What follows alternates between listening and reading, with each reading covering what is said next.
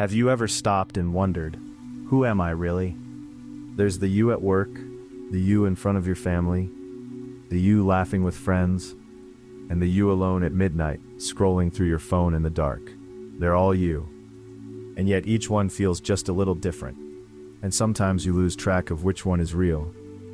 If that feeling sounds familiar, you're not alone. The phrase finding yourself is a fairly modern one, but the ache beneath it, that quiet uncertainty of not knowing who you are, that's as old as being human. We're told to have a strong sense of self, to be consistent, unshakable. But the harder you try to hold yourself together into something solid, the more suffocated you feel, like you're locked inside a box with your own name on it. Today I'd like to sit with that feeling together and explore what the Buddha's words might tell us about why it hurts so much. He once asked his students to find the unchanging core of themselves, to look deeper and deeper until they found something solid they could point to and call me. And after searching through all their thoughts, sensations, and memories, they found only more searching, like trying to find the center of an onion by peeling away its layers. This wasn't meant to leave them empty. It was meant to free them from the exhaustion of trying to be one fixed thing forever. About 2,500 years ago, in a town in ancient India, there was a young man who had recently become a disciple of the Buddha. He was earnest and dedicated, but there was always a shadow behind his eyes.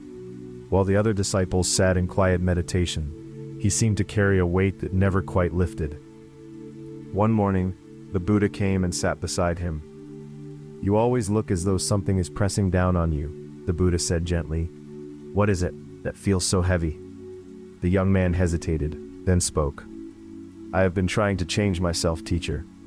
I want to rid myself of my anger. I want to make my weak mind strong. I want to become someone worthy. But no matter how hard I try, I always fall back into the same person, the same failures, the same flaws. I cannot stand the thought of this unchanging, disappointing self. I am ashamed of it." Pause. The Buddha closed his eyes for a long moment. Then quietly he spoke. "This unchanging self you hate so much, where exactly is it? Try to grab hold of river water with your bare hands. The moment you reach for it, it's already become different water. You are the same. What you call yourself is changing at this very moment. The person you were yesterday is not quite the person sitting here today." The young man stared, wide-eyed. "Then, does that mean I never really existed at all?" The Buddha smiled softly. "Not quite. The one who feels, who thinks, who suffers, you are here, very much so. But when you try to harden yourself into something fixed, something unmovable, that is where the pain begins. A river is a river because it flows. The moment it stops flowing, it is no longer a river." Hearing those words, the young man felt something shift inside him, something between relief and the sting of tears he hadn't expected. He understood then that his struggle was not to become someone new, but to stop wrestling with the very nature of what he was. That evening, as he sat in meditation, he noticed for the first time that his breath was different from the breath before it, and the thought that arose was not the same thought that had troubled him that morning. In this noticing, without any effort to change, something had already changed. Hidden within those words the Buddha spoke to his young disciple is one of the most fundamental teachings in all of Buddhism. It is called anatta, or in Japanese, shoho muga. The teaching of non-self. The words may sound complex, but the meaning is surprisingly simple. Nothing in this world has a fixed, unchanging essence. Not the trees, not the mountains, not you, not me. Without thinking about it, most of us carry a quiet belief that there is a solid me, a core self that has always been there and always will be. We have a name, a face, a personality, a history, and we believe all of that stacks up into one stable thing called myself.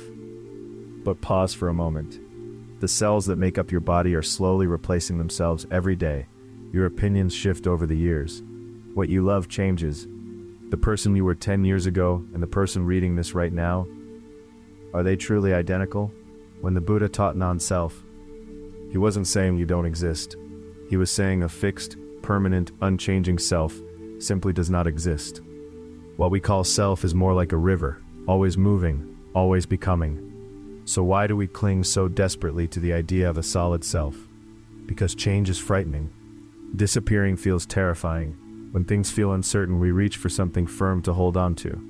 That instinct is entirely human, but the Buddha taught that this very act of gripping, that desperate reaching for permanence, is precisely what creates suffering. If you try to squeeze flowing water tightly in your fist, all you get is pain. The water slips away. But if you open your hand, the water moves through your palm, and it is still there. Perhaps the self is something like that. Perhaps when we finally stop squeezing, we can feel ourselves more fully, not less. Non-self is not about erasing yourself. I believe it is about opening the cage you've built around yourself and letting yourself breathe.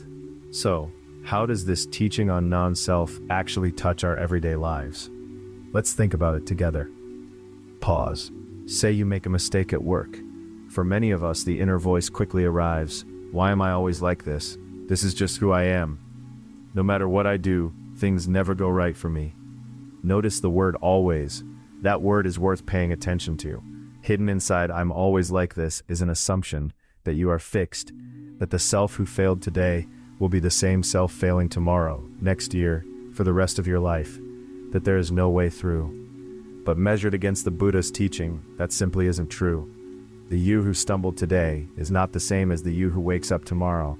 The you who couldn't sleep last night is already slightly different from the you right now.